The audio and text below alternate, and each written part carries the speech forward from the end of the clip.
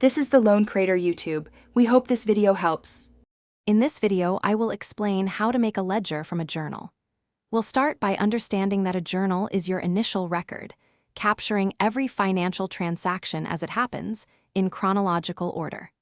Think of it as a diary for your business's money.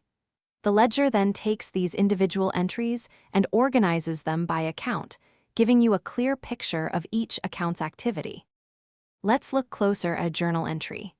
Each entry captures a single transaction, showing the date, the accounts involved, and the corresponding debit and credit amounts. For example, if you buy supplies, one account is debited and another is credited. Remember, a fundamental rule of accounting is that total debits must always equal total credits for every single entry. Now for the posting process.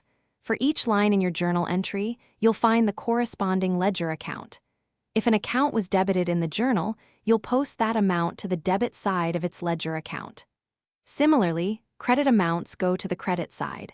Don't forget to include the date of the transaction and a reference to the journal page for easy cross-referencing. Finally, we balance the ledger accounts. For each account, add up all the debit entries and all the credit entries separately.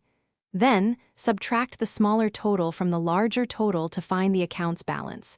If the debits are higher, it's a debit balance. If credits are higher, it's a credit balance.